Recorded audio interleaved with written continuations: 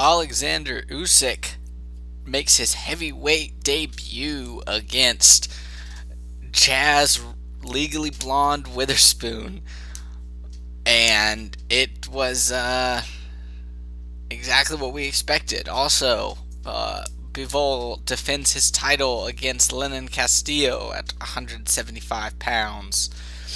Josh Warrington does some work, and we're going to talk a little bit about the Triple G fight from last weekend and see what's coming up next weekend.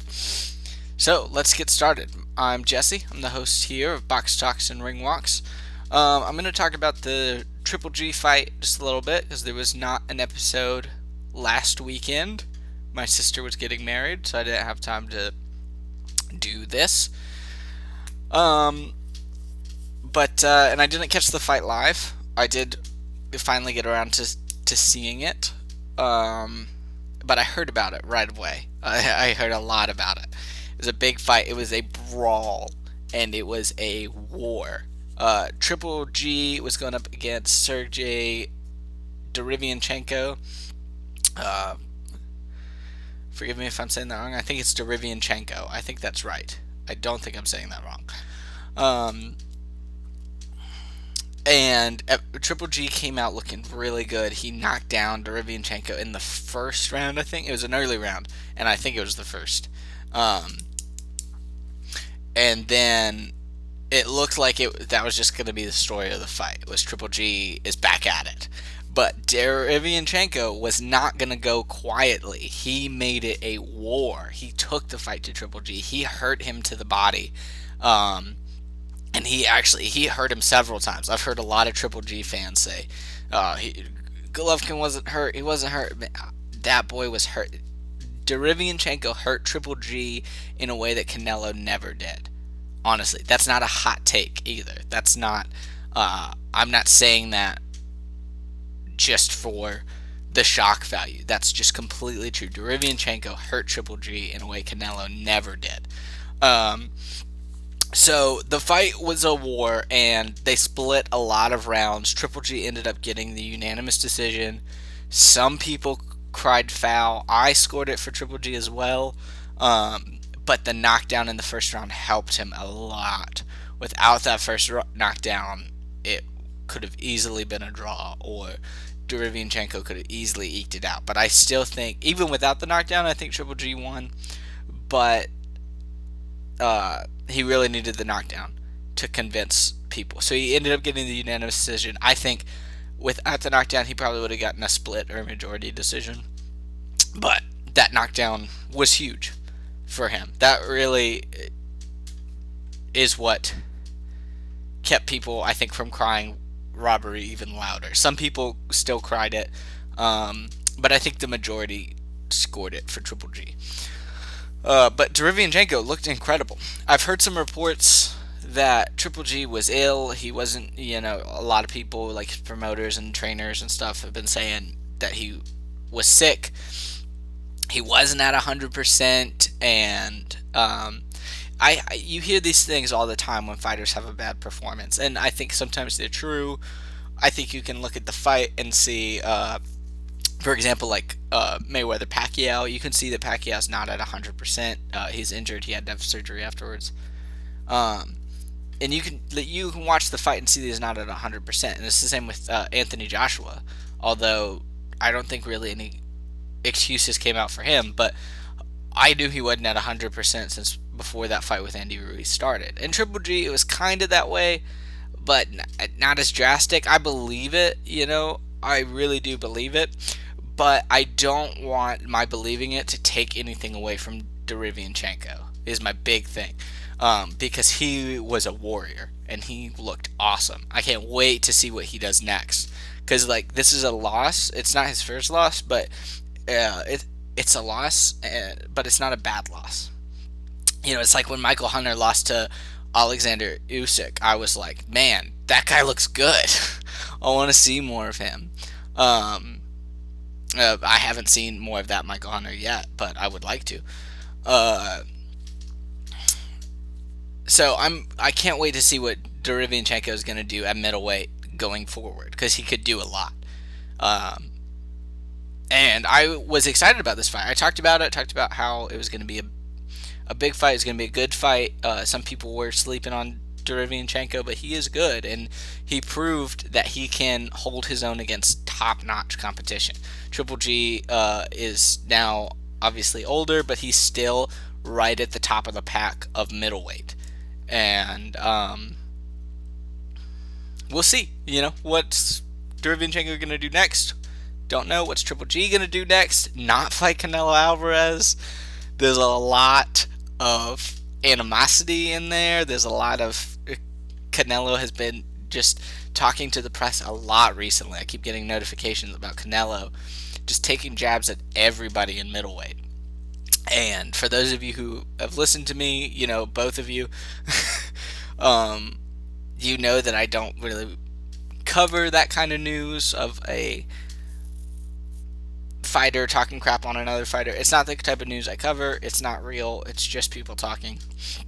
But I don't think that Triple G Canelo trilogy fight will happen ever, and I don't think it will happen next for either fighter, obviously. I mean, next even, because Canelo's obviously fighting Kovalev. I don't think it'll happen after Kovalev, personally. And also, I don't need it to. I mean, I don't know. I don't like the way that especially the first decision went, and the second decision, I didn't score the second decision that way, but it was closer, I'll say that. So I don't like the way it went, but I got 2 good fights out of it, and I think that the climate has changed now. Like, Canelo doesn't even have the belts anymore, so, because he's going up to light heavy, and I don't need that fight just to have it happen. I mean, if Canelo beats Triple G in a third fight, it'll be because Triple G's past his time. It won't mean anything to me. So it would probably be a good fight. It would probably be just as good as the first 2, because they were great fights. But it won't mean anything to either guy. So that's why I don't think it's ever going to happen. Could make money, which is the only thing that could make it happen, is it would make a ton of money. And it's the reason DAZN signed Triple G is to make this fight. So that didn't really work out for them. So yeah, Triple G, he held his own against Derevyanchenko and eked out a victory in large parts thanks to the knockdown. There were some other things that happened on that card, but not very interesting. It was one of those, DAZN has a habit of making like really, really good top-notch cards. Like the Anthony Joshua Andy Ruiz card had like great fights on it. And then they also just make cards that suck. But everybody does that. You can't expect every single fight card every weekend to be awesome, and this one wasn't. And the ones this past weekend weren't either. So to get into those cards, Josh Warrington fought somebody whose name I forgot. Takout. So I'm so sorry. I apologize to this guy because he is a fighter and he's awesome, but his name is Sofane Takout or something. Anyways, Josh Warrington made very short work of him. TKO round 2. Boring fight on a boring card. No offense to either of those guys. Just sometimes the fights don't live up. Sometimes they're not that interesting. And this was definitely, if you didn't catch this card, don't worry about it. You didn't miss a thing. Josh Warrington has now defended his title 3 times successfully. So we'll see what happens with Josh Warrington going forward. There's Gary Russell Jr. and Leo Santa Cruz are hanging out as champs in that featherweight division. I don't see him beating either of those guys, but that would be a fun fight to watch. Up at super feather, you got Miguel Burchelt, Devin Farmer, Jamel Herring. So all of those fights are good. You got champs in those weight classes, and you got guys coming up. So Josh Warrington, his last fight was Kid Galahad, and some people are talking a rematch of that because it was a close fight. But I don't think that would happen. I wouldn't be upset if it did, but I don't think that's what's going to happen next. I would like Josh Warrington to, go after some top-notch competition. Maybe try to unify. I don't know. I don't think we're gonna see Josh Warrington aiming to unify. Just because I don't see anybody being Leo Santa Cruz in that weight class. But that's why they fight the fights. Can't wait to find out what's happening in featherweight. It's a good time to be in featherweight. It's a good time for boxing, really, because there's so many weight classes that have this type of situation where you have got a couple champs who are all really good, who all have a claim for the division, and you've got the contenders who could dethrone them in a moment's notice, which is really exciting. It's the best type of spot to be in for boxing. Like, this isn't like a golden age or like the best era or anything close to that, but it's exciting because the level of competition is pretty even amongst weight classes. I mean, obviously some exceptions, like Lomachenko blows all the lightweights out of the water, but you don't have a champ who's up here and then all the contenders are down here, and it's just sort of like, who cares? You've got pretty good matchups, and I love that. That's exciting. So I can get excited about any fight that happens usually. So Warrington, he looked great against a top-ranked contender. Whatever else people might say about this fight, know that Warrington looked great against a top-ranked contender. And that's where his team's mind should be at the moment, is that he looked great against a top-ranked contender, so what are we going to do with him next? That, if I was in the corner of Josh Warrington, that's what I would be saying. I'd be saying, all right, what's next? Because you passed that test flying colors, so time for a harder test. So not much else was happening on that card. Then we had, in Chicago, Illinois, we had the Alexander Usyk taking on Chazz Witherspoon, not Reese Witherspoon, as I joked earlier.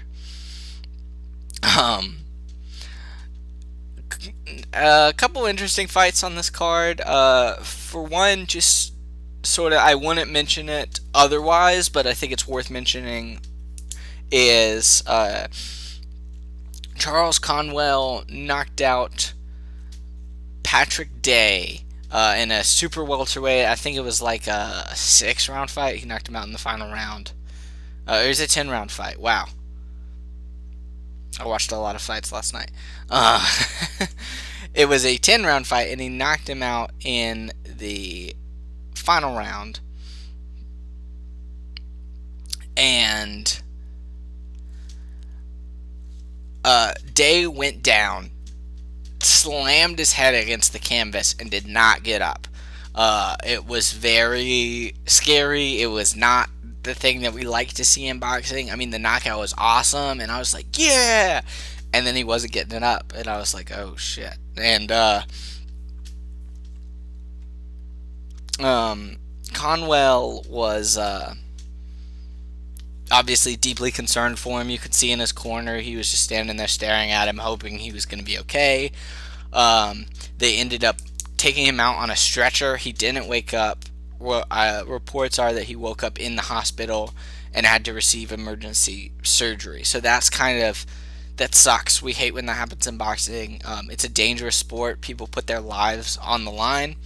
And it's just a good reminder when we're talking about fighters and when we're talking about the different fights that happen, knowing that this is a brutal sport where people's lives are on the line, where they get hurt, where careers are ended with what was almost a lucky punch. I mean, it wasn't like Conwell did that very intentionally, that punch very intentionally, but it was just Day didn't see it coming, and he got caught with a left hook. So it's important just to remember, we hope that Day and his family are doing okay, and just remembering that this is a brutal sport, and it has to be taken seriously. And that's why it's important, so many people will cry for prospects to start fighting top guys really early, or for prospects to start fighting each other, and I'm not about that, because I think that pushes fighters too fast, and you end up in situations like this, which this is not that situation. This is just a terrible accident. There's nothing wrong with this matchmaking. I'm not criticizing anybody. It's a terrible accident. But I think it's an appropriate time to have that conversation of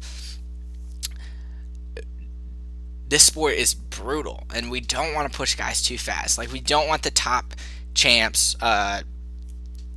just laying off and not fighting top guys. But when it comes to prospects, I think there's a tendency to be like, oh, he's 12-0 or 15-0, but he hasn't fought anybody yet. What a bum. And it's like, no, they're building him. They're making sure that he's the real deal before they put him in front of somebody who's really dangerous and he gets himself hurt. So I hate that conversation around, oh, he's 12-0, but he's never fought anybody, so he sucks. It's not true. They don't need to be fighting the top guys right away. You need to build yourself up in this sport, because if you go in and are not prepared and get caught with a left hook, it could end your life. We're not talking about careers or if being injured. This sport could end your life if you're not careful. So I like to have a lot of respect when I talk about fighters. If I don't think a fighter looked good in a particular fight, I try to still show them respect and say, he's a tough guy and good for him. I don't like the conversation calling guys bums and acting like these guys just are non-athletes or something. I don't like that conversation, because I don't like what it says, because this is a brutal sport. So, off my soapbox now, we'll continue in the card. We had Jessica McCaskill win a majority decision against Erica Farias. I'm so sorry, Erica. This is a rematch of a fight that happened, I think it was last year. Could have been 2 years ago, but I'm pretty sure it was last year. I remember it was a pretty good fight. Farias. I watched her fight McCaskill twice. You'd think I should know her name. I'm so sorry. She looked good. McCaskill won both fights, but Faria had a really interesting style. She kept grabbing and coming in, and then McCaskill kept grabbing. It was almost a wrestling match between these two women, because there were so many clinches and so many coming up. I think they both got points deducted for excessive clinching, or it might have just been McCaskill. It was interesting. It's not my style of fighting, so it was a good fight. I didn't really enjoy it that much. It was hard for me to score, just because I was like, they're not punching each other, they're just grabbing each other. I mean, obviously that's not true. They punch each other quite a bit. But I think McCaskill winning was fair.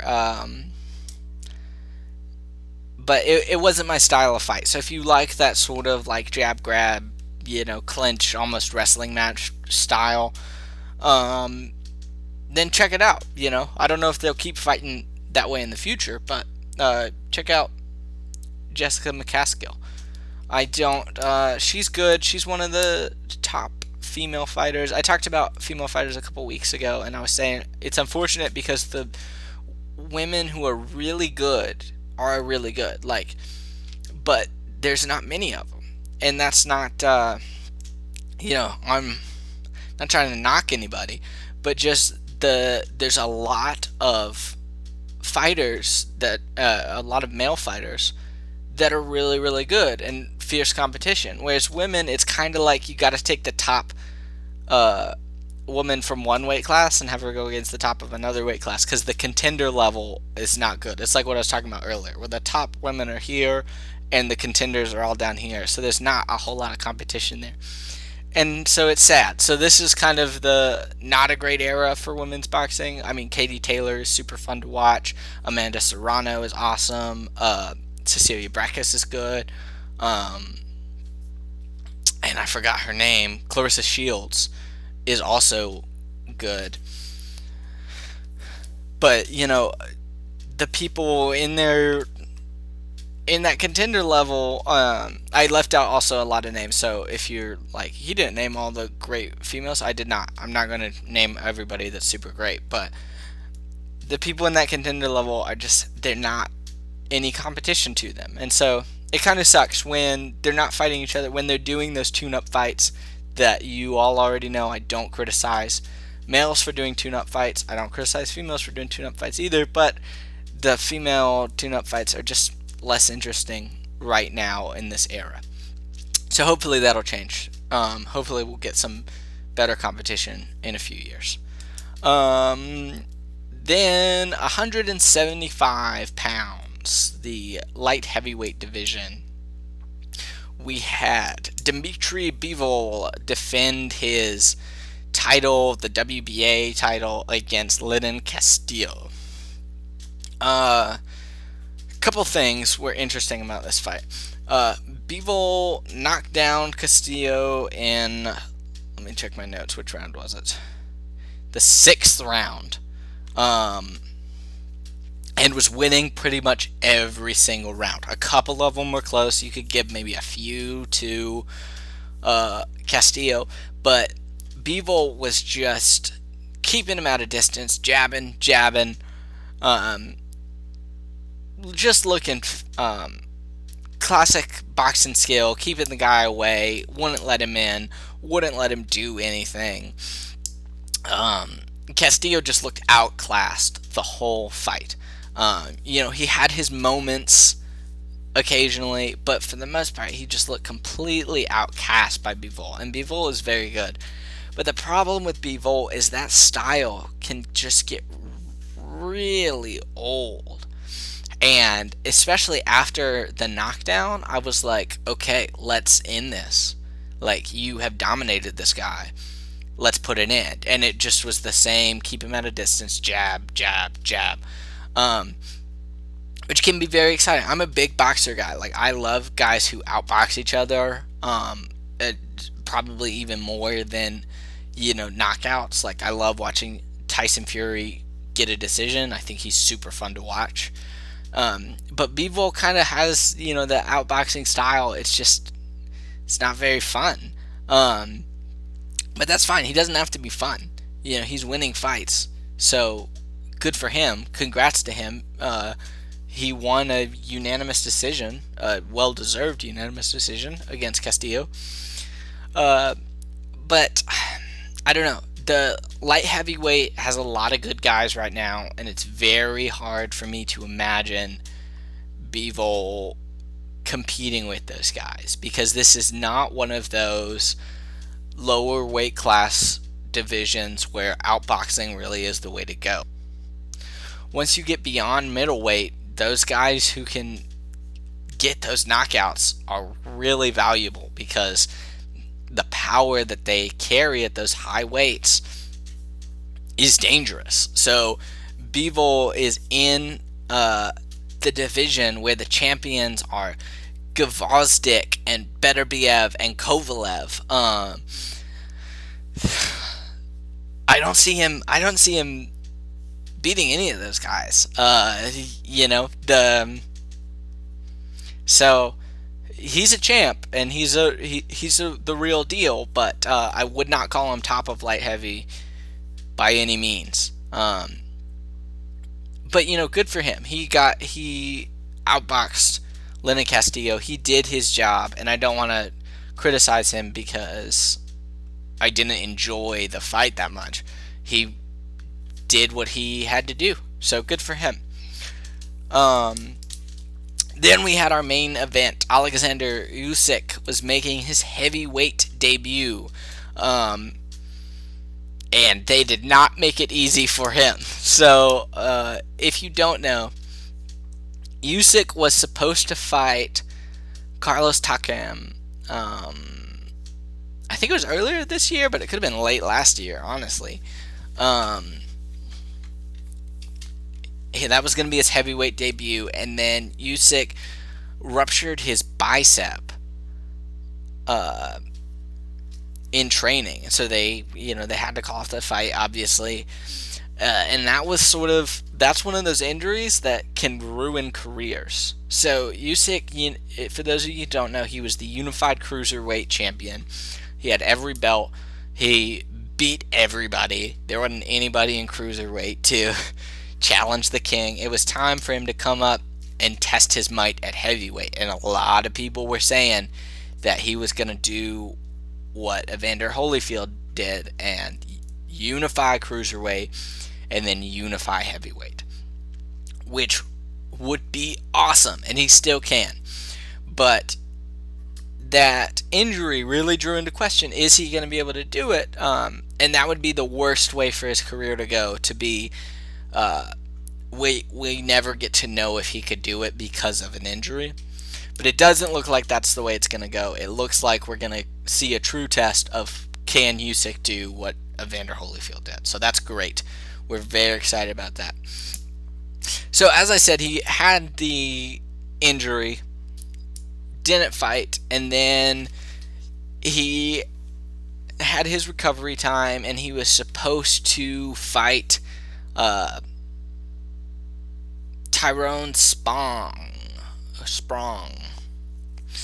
something like that.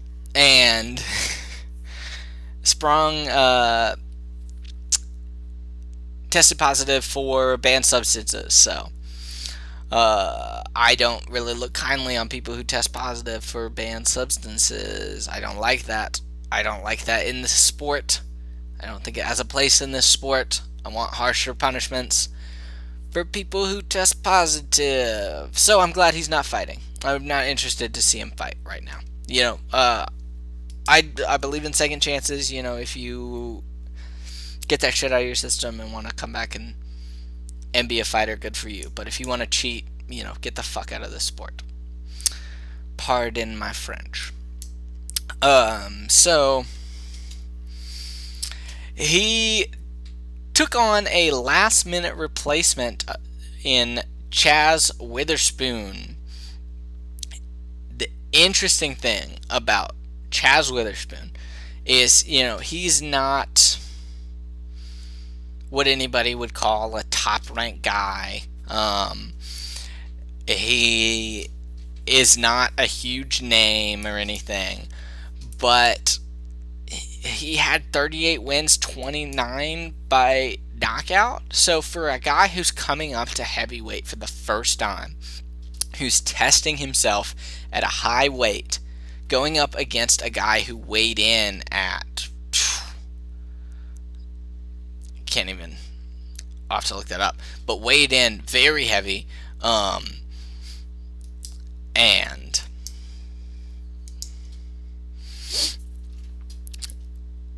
has that knockout power that so many heavyweights have.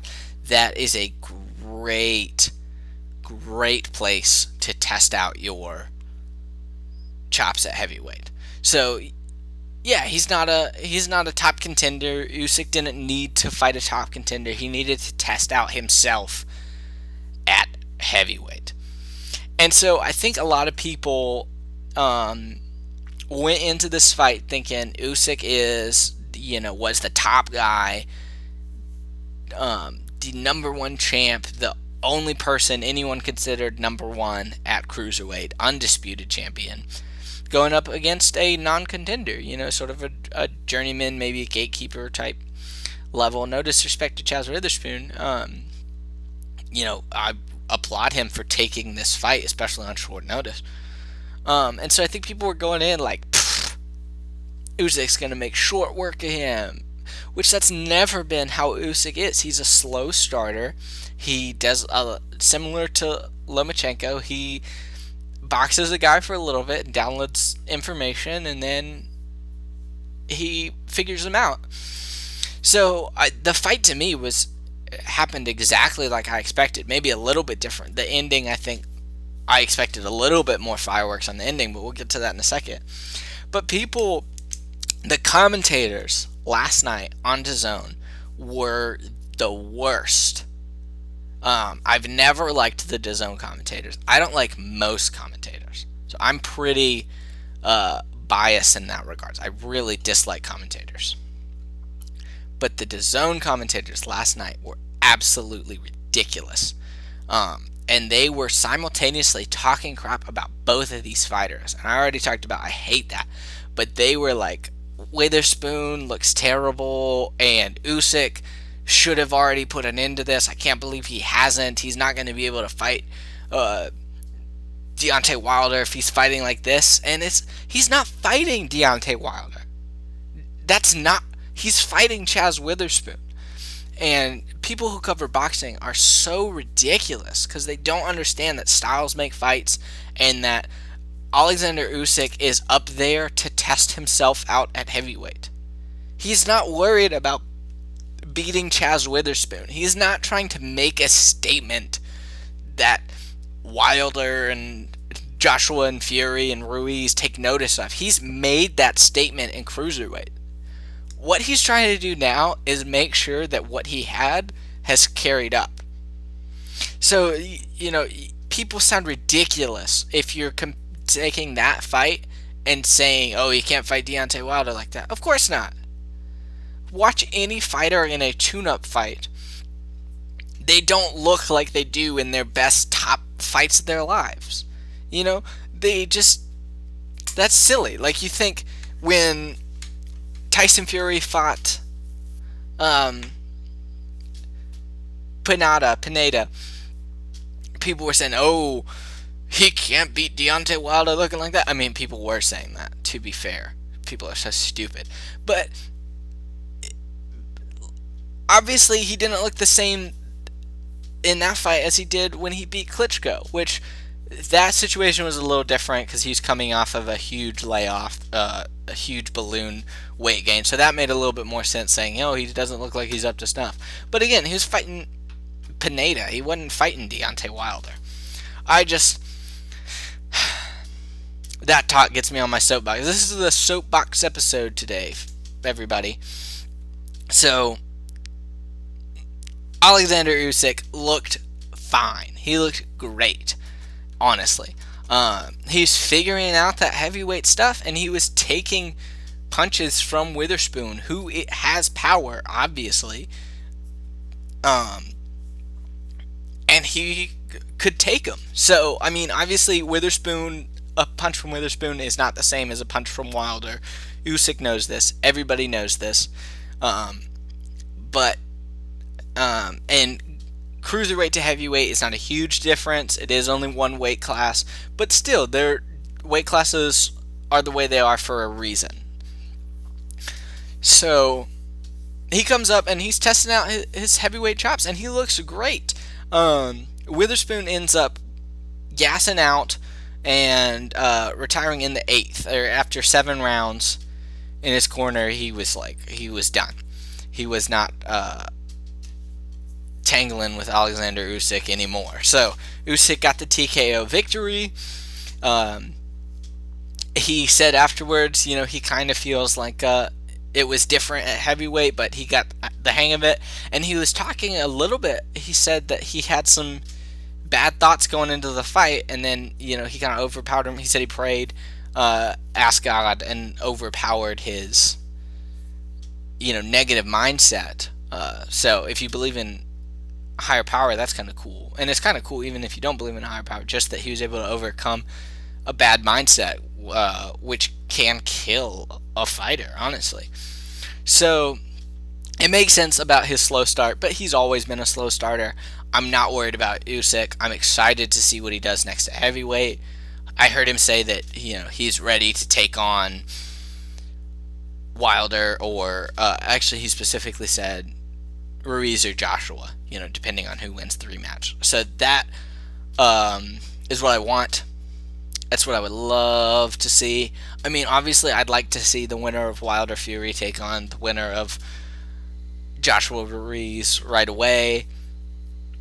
But in real life, I know I have to wait for fights. And Alexander Usyk fighting any of those top guys at heavyweight is a great fight, and I won't be disappointed.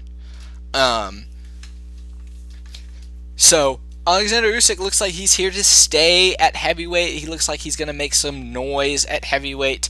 To get into the opinion corner of how I think he'll match up with everybody at heavyweight, I think that, and take this with I have had a bad habit of underestimating Deontay Wilder, because I thought Luis Ortiz was going to beat him the first time. I thought Tyson Fury was going to beat him the first time. And, well, cut me some slack. Tyson Fury did beat him, and the judges suck. So, I knew Tyson Fury was going to beat him, and he did.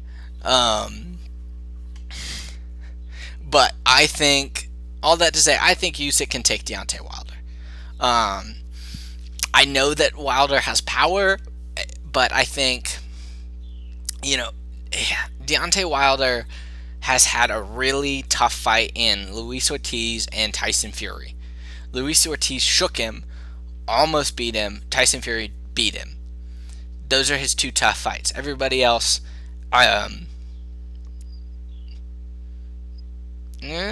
so I think his days are numbered at heavyweight. And I don't mean to disrespect Deontay Wilder. I love Deontay Wilder.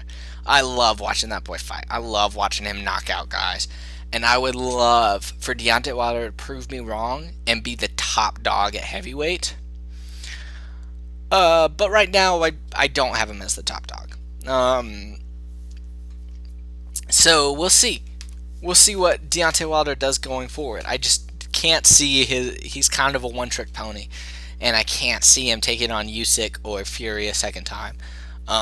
Joshua and Ruiz, it could be interesting because Joshua can open himself up too often for really big hits, and if he opens himself up for a hit like that against Deontay Wilder, he's in trouble. Like Klitschko got to him, Ruiz got to him, obviously, and I think if Deontay Wilder gets to him in the way that Klitschko and Ruiz got to him, Joshua's in trouble. The difference is Klitschko and Ruiz are both better boxers than Deontay Wilder is. So, will he even be able to get to him in that way? Possibly, but it's not guaranteed. And then Ruiz is interesting because he's sort of a wild card. You don't know what to expect from Ruiz. He's got power, and he's fast. For like how big he is, you don't expect him to be that fast. But styles make fights, and against Deontay Wilder's unorthodox windmill style, that's a good fight. Ruiz Wilder, that's a pick'em 50-50 for me. But I know I was supposed to be talking about Usyk, who I think, man, I need to see more of him because I'm thinking about all the matchups. Usyk between Wilder, I think he takes. Ruiz, ooh, that's a pretty fight. And Joshua's good. So we're gonna talk about Joshua Ruiz, the rematch, in December or end of November when we get close to it.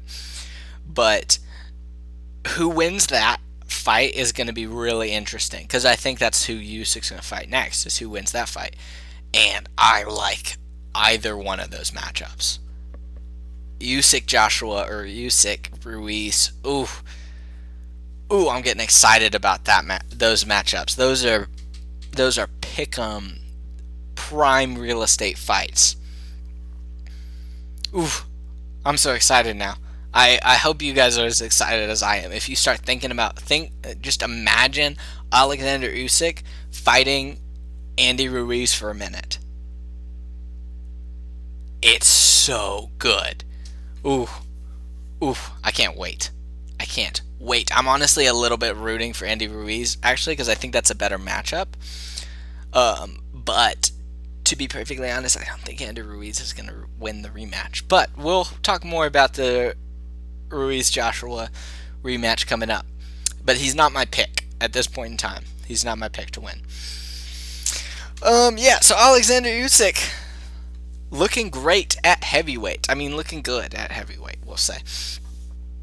So we'll transition into news. A little bit, not much. There's a lot of bit of this fighter said this about this fighter. This promoter thinks this fighter's a bum. This guy, will he ever fight again? It's not news. It's not news. I wish sports writers would realize that I would rather not read anything than read something stupid just so you can put out an article. I realize that's how they make money, and I make 0 bits of money doing this, so it's different. But I don't need articles posted every single day about boxing when nothing is happening. I don't care what Canelo has to say about Demetrius Andrade. I couldn't care less. I know what I think of Andrade, and I know what I think of Canelo. I know what I think would happen in that potential matchup, that matchup's never going to happen. But I don't care what he has to say about him.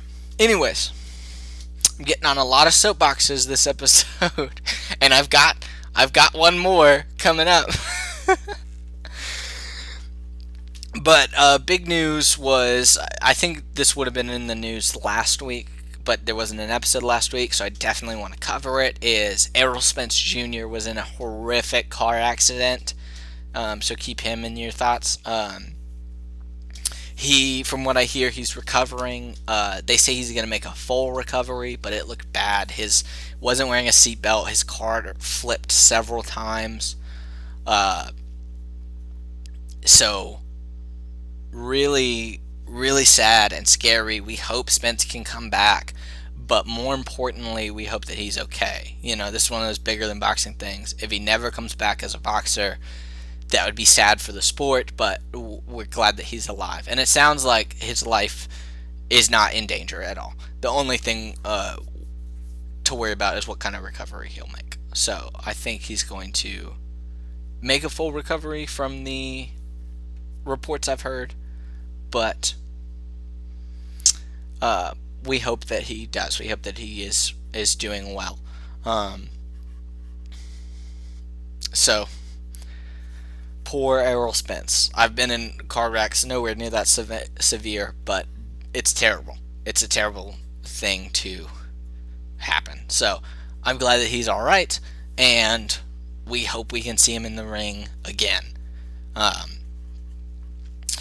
Other news, some of the undercards have started to be announced for Canelo Kovalev, and they're not great. Not a super good card. Maybe something else will come out soon, but they're really the only the person that they've announced that's probably got the biggest media attention is Ryan Garcia. And I want to talk a little bit about Ryan Garcia, because Ryan Garcia is a prospect, a good prospect in lightweight.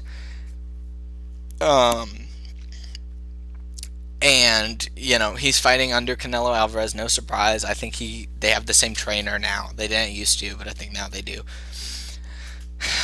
And let's see,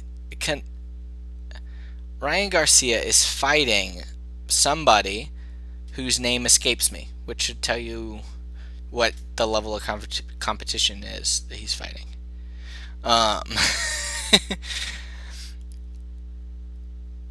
Ryan Garcia needs to step up if he wants to be taken seriously. He's fighting it. I think it's honestly like co-main Canelo Alvarez, not co-main, but it's like the fight right before Canelo is gonna be Ryan Garcia. Ryan Garcia headlined his own card already on DAZN. Which, DAZN has a lot of cards that prospects headline. But they made Ryan Garcia sound like a bigger deal than he was. And they are constantly making Ryan Garcia sound like a big deal. And I was just on my soapbox about don't rush prospects, don't rush prospects. But you gotta, if you're gonna pretend like your prospect is a contender, then you need to give him contender fights. Don't rush prospects. Let Ryan Garcia fight these guys, but put him down at the low undercard and don't act like he's a contender ready for a title shot. This is supposed to send his message to Vasily Lomachenko. And I think there's a lot of politics at work because Ryan Garcia, I think I've definitely heard him talking about he wants his career to move faster. He wants to get those gatekeeper contender fights so he can be ready for a title shot. Oscar De La Hoya does not want that. So I really think this is a rant about Oscar more than it is about Ryan Garcia.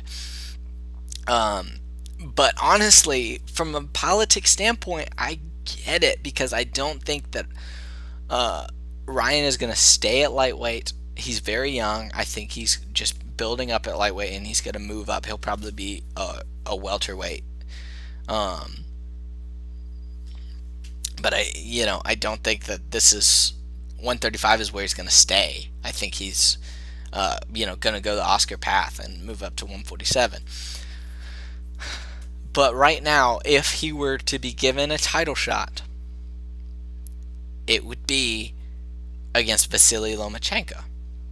And nobody gives Ryan Garcia a snowball's chance in hell of beating Vasily Lomachenko.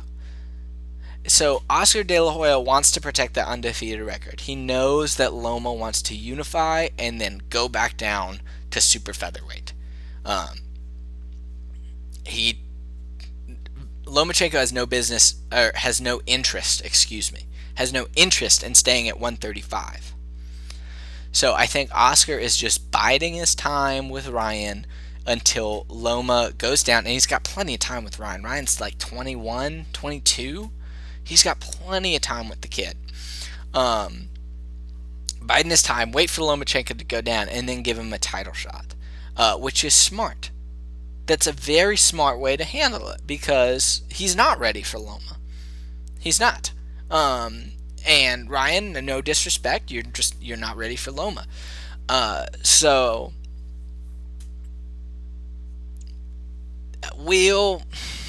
And to be fair, Richard Comey is fighting Teofimo Lopez, so a title shot could mean against the winner of Comey Lopez, which Ryan stands a little bit more of a chance in, but I don't know. But the point is, if you're going to take your time with Ryan, if you're just going to hang on to him for a minute, fine. Good for you, Don't let him get out and get hurt by Lomachenko when he's got no business. But stop putting him at the front of cards against no opposition, acting like he's the next big thing when he looks good, but he's not like a prodigy, right? Where you see even against low level competition, you see that he's really, really good. And you're like, wow, this is the next big thing. He is doing a great job beating the competition that he's put up against. He has looked great. He's passed every test that they've given Ryan Garcia. So in no way is this spiel anti-Ryan Garcia. In no way. Because Ryan Garcia has passed every test he's been given. I just think he either needs to, stay in the lane of a familiar face on the undercard, or he needs to come up. And the big thing is Ryan Garcia apparently has a huge social media following, so I think he draws in a lot of viewers, and so they put him up there. I think that is the reason for it, but that's just, That's not the way I want to see the sport go. I don't want to see a prospect fight a bunch of, prospect level guys for just because he has a million followers on Twitter. That's not what the sport's about. So, if you want to take your time with him, you want to build him up a little bit more, good for you. Good for you. Do it. If you want him to take the next level, do it. Good for you. I think he's probably at the point where you could give him a test. I think it's a little early, but if he passes the test, then good for you. I'm not like, don't give him a title shot, but give him a gatekeeper. Sure. If he fails, it's only one loss. But in the modern age of boxing, people avoid one loss at all costs. They don't want the loss to come until they're a champ. So Ryan Garcia, I think his career is moving very slowly, which he doesn't like, which I think is fine. His career can move as slowly as it's moving, but stop pretending like he's a top name in lightweight. He is not.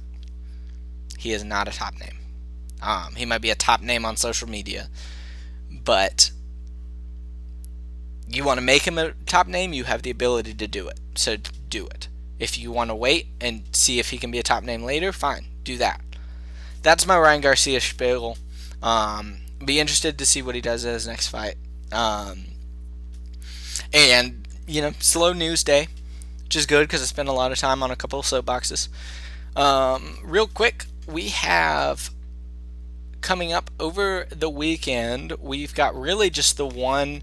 There's a card on DAZN, a couple interesting fights, sort of prospect title eliminators. So not prospect contenders. Got a title eliminator fight on DAZN. But the big thing is Alexander Gvozdyk against Artur Beterbiev. It's the light heavyweight unification, the WBC IBF belts on the line.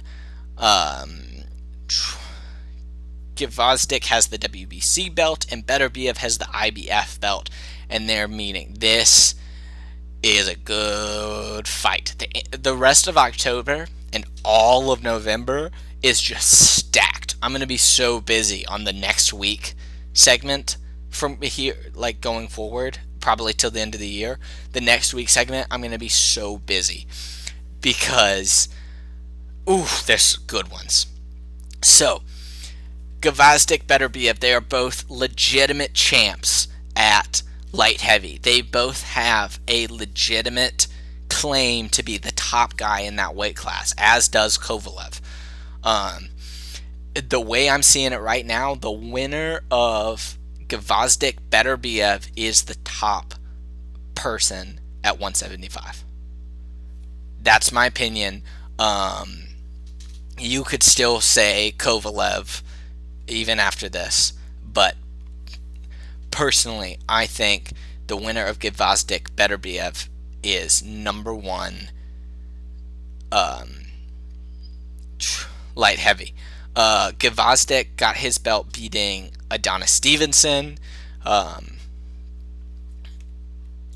Beterbiev got the belt, I'm trying to remember, beating somebody. I think Coling.